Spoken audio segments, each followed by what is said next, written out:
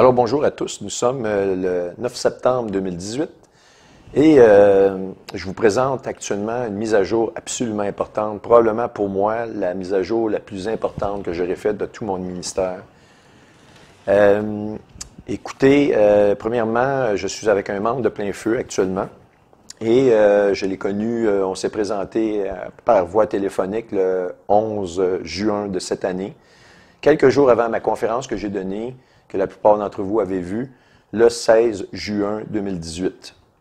J'ai co-animé cette conférence-là avec Pierre Gilbert. Puis, bonjour Réal, premièrement. Richard, bonjour, ça me fait plaisir d'être avec toi. Moi, le plaisir est pour moi, je te dirais, c'est une grande bénédiction. Sincèrement, tu es pour moi, ça m'a donné énormément d'énergie, ça a donné de l'amour dans mon cœur, du réconfort, malgré les oppositions que je vis actuellement et que la plupart d'entre nos frères vivent. Et moi, le but de cette rencontre-là, c'est vraiment de partager ce que tu me fais partager en cette journée du 11 juin, parce que il est vrai que si ça m'a amené énormément de réconfort, d'assurance que Christ revient maintenant, eh bien, je pense qu'on peut le partager à nos frères et sœurs. Ben Richard, ça m'a fait plaisir. Et premièrement, mais merci beaucoup. Je suis heureux de participer avec toi et t'aider. Sache qu'on prie pour ton ministère jour après jour parce que tu es au front et on est conscient, mon épouse et moi, de voir comment Satan veut s'obstruer à ce que la vérité sorte. Mais je suis très fier de toi et dans la prière, Sylvie et moi, on est avec toi. Donc, effectivement, on a eu une très belle rencontre lors de la conférence. Et justement, je partageais avec toi, parce que je pense que c'était important. Et merci justement d'avoir reçu l'information et d'avoir été patient pour qu'on valide certains points. Oui, effectivement. En passant, Réal, juste te dire, ça m'a vraiment étonné ce que tu m'as dévoilé lors de cette présentation-là par voie téléphonique au 11 juin. Tu m'as dit des choses vraiment étonnantes. Puis, tu sais, en tant que chrétien, depuis des années, moi, j'en entends des choses qui se sont réalisées, puis d'autres non.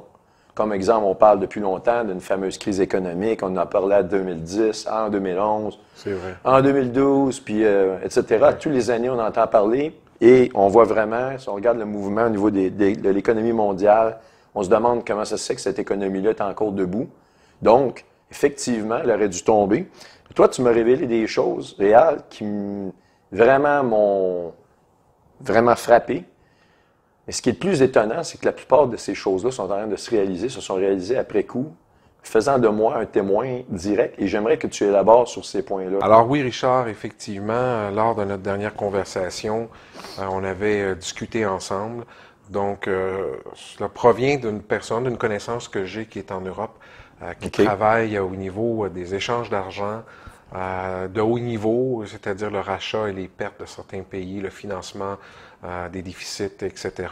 Et dans la conversation, on a jasé ensemble et il me partageait que actuellement, ceux qui gèrent tout cet argent-là veulent être capables, d'ici à Noël, ce qu'il dit, c'est de retirer l'argent liquide et les devises liquides qu'il y a qui sont à travers le monde actuellement.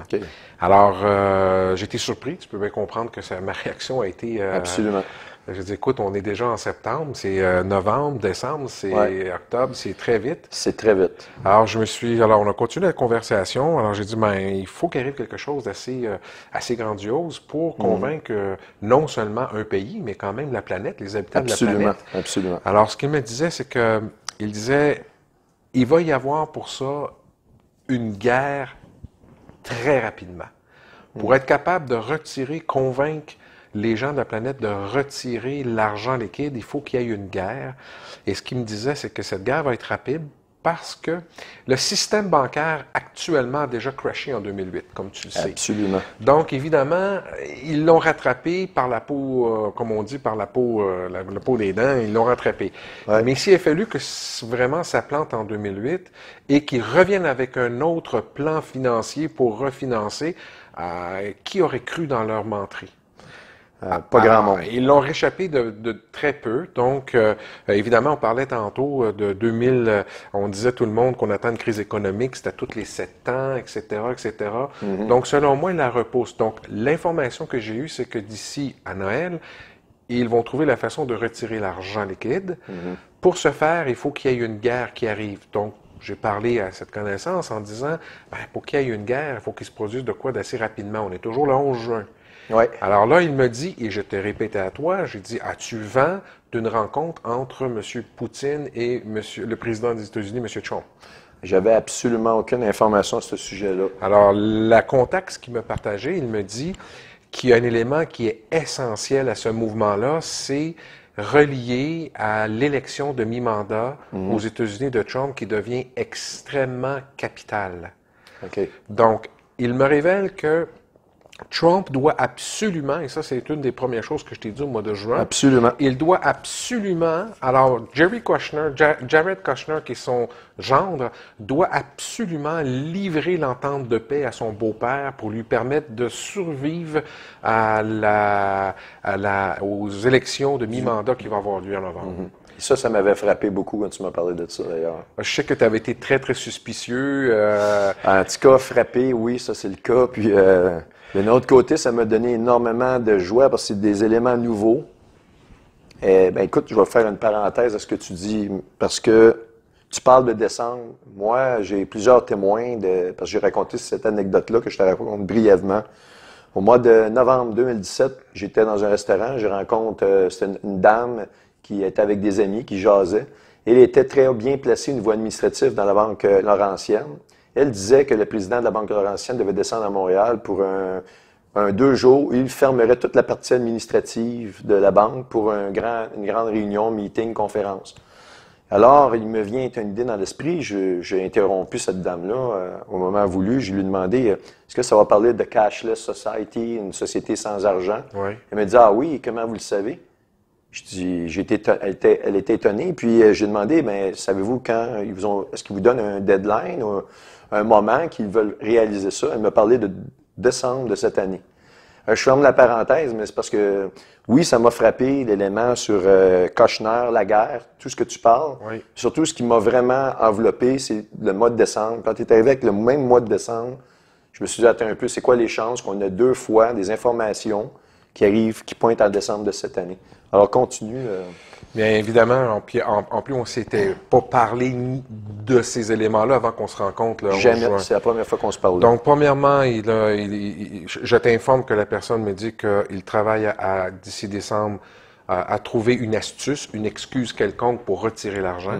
2, il me confirme qu'il y aura une rencontre, et là aussi, tu as été très sceptique, alors que moi aussi, qu'il me l'ait dit, je peux le croire ou pas le croire, mais en juin, personne parlait que président Trump allait rencontrer Poutine.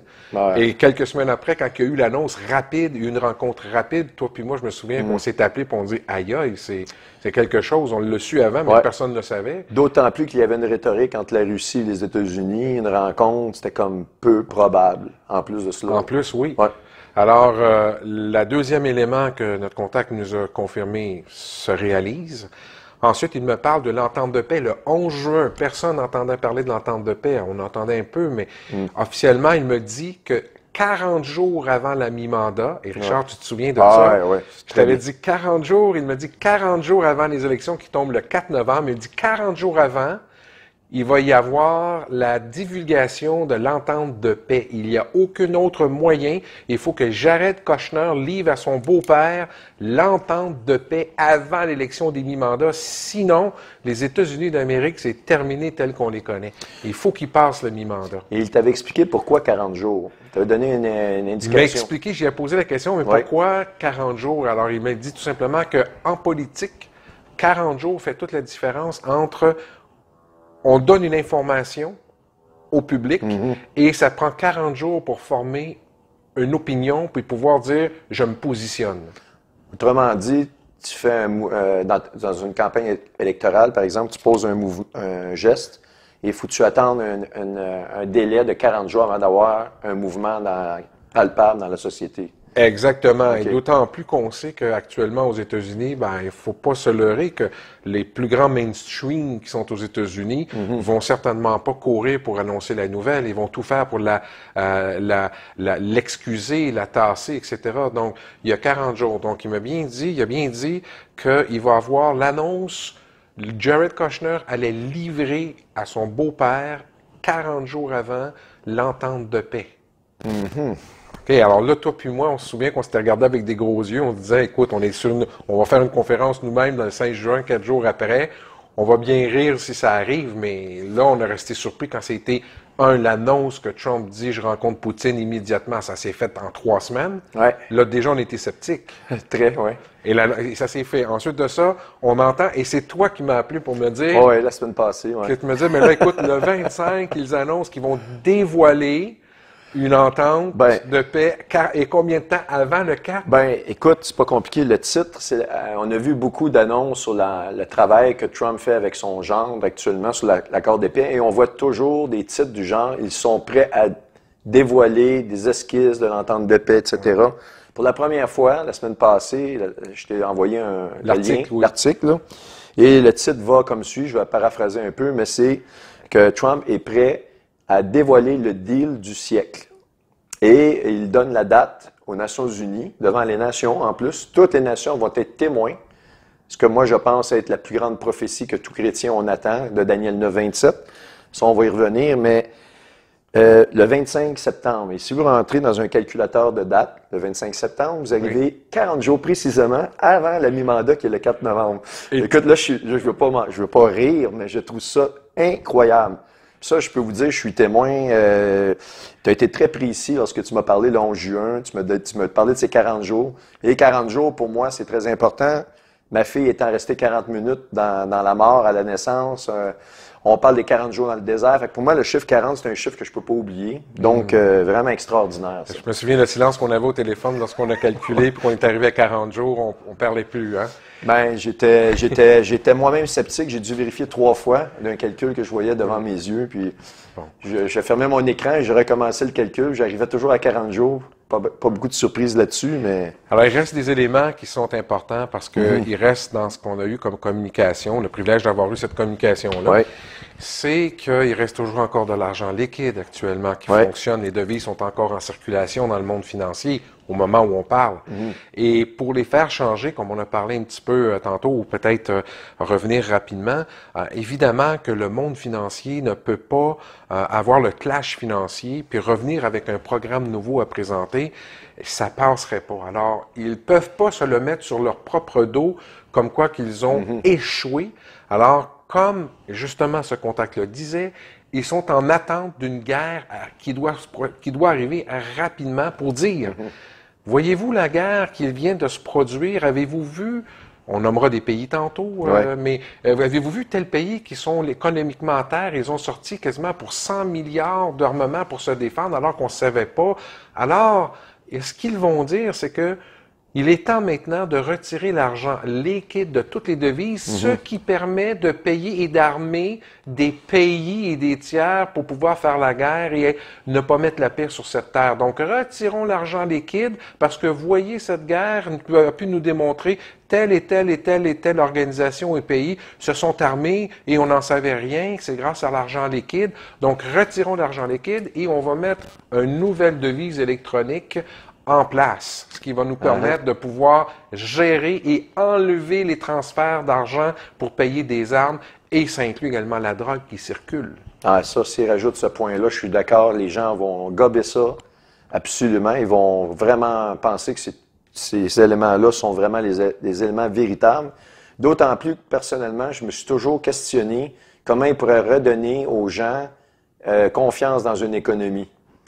Bien, parce que si l'économie tombe, elle tombe, et on voit l'historique à tous les 7 ans, tu parlais, il y a un mouvement de baisse économique.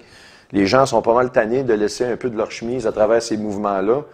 Donc, on le voit d'ailleurs, les marchés sont plus nerveux actuellement. Ils commencent à trouver que la route a été longue. Et cet événement-là serait le plan parfait. Je veux dire, c'est quelque chose que je n'avais pas pensé avant. Lorsque tu m'en as parlé, je me rappelle, le 11 juin, je me suis dit, wow! C'est vraiment un plan génial. Ça, c'est trop précis, trop intelligent pour ne pas être vrai. D'autant plus que tu te rappelles qu'on a vu, juste avant qu'Obama termine son dernier mandat, qu'est-ce qu'il avait fait, Obama, avec l'Iran? Il y avait eu un article là-dessus qu'il avait envoyé des quantités incroyables en argent américain liquide à l'Iran. Exact. Alors, Et pendant le mandat aussi, il ne faut pas oublier que pendant le mandat d'Obama, à travers sa secrétaire d'État, qui était à l'époque Mme Clinton, a permis aussi le transfert d'uranium enrichi à la Russie, sous le mandat d'Obama. Et il ne faut pas oublier aussi le transfert qu'il y a eu au niveau des plans, des transferts technologiques au niveau des fusils hypersoniques. Effectivement. Qui a été fait sous ce mandat-là également. Donc, mais ceci dit, il reste quand même que l'argent des devises, au moment où on se parle, on est quand même à 2 mois de décembre. Ouais. Mais l'élément important, c'est que pour que cette devise-là s'en aille, Richard, et c'est ce qui est intéressant dans la discussion qu'on a souvent ensemble, c'est l'élément suivant. C'est que avant que les devises soient enlevées, il faut qu'il y ait une guerre. On est en septembre. Ouais. Et si on regarde géographiquement et politiquement, alors il faut y regarder comme il faut. La semaine dernière, il y a eu M. Macron qui a dit « Nous avons une rencontre avec Poutine et M. de la Chine, le président de la Chine, M. Xi, et ils sont après mettre en place une monnaie commune à l'Europe avec la Russie, avec la Chine, et pour remplacer la devise sur laquelle le marché mondial est appuyé, c'est le dollar américain. Donc, ils sont après remplacés. Et pas plus tard qu'encore la semaine passée, le ministre des Finances de la chancelière allemande, Mme Merkel, a annoncé qu'il est après faire une entente de se soutirer à NATO, qu'ils n'ont plus besoin parce que les États-Unis ont créé NATO avec l'Europe. Oui. Et maintenant, le secrétaire aux finances en Allemagne vient de dire qu'ils sont après s'entendre avec la Chine, avec Moscou, pour 2 éléments. Mettre en place cette nouvelle monnaie qui va avoir cours, et ils veulent l'avoir mondiale pour complètement délester le dollar américain, ce qui va créer une crise financière énorme. Et deuxième élément, c'est que la Russie va devenir le protecteur militaire de cette nouvelle Europe, cette nouvelle alliance. Ah, ça, c'est incroyable. Je veux dire, ça vient appuyer toutes les informations qui t'ont été données. Moi, selon moi, il n'y a aucune erreur possible. Tout ça à l'intérieur d'un laps de temps d'environ 2 mois. 2 mois, c'est comme... C'est comme... Ouais. Alors, le dessin devant nous, sans oublier qu'on t'a parlé qu'on est le 9, mais il ne faut pas oublier qu'il y a 2 jours, M. Poutine, Rouhani et Erdogan se sont rencontrés à Téhéran. Richard, ils ont fait, et sais-tu comment est-ce qu'ils ont appelé cette rencontre qui a eu 2 jours, juste 2 jours avant qu'on se rencontre, nous? Ils ont appelé ça Astana, the Peace Processes. Pour ceux qui ne savent pas, Richard, tu pourras faire un petit montage, je sais que tu es très bon là-dedans, mais tu iras voir Astana, c'est au Kazakhstan, qui était un ancien pays qui était relié à l'URSS, l'ancienne URSS. Exact.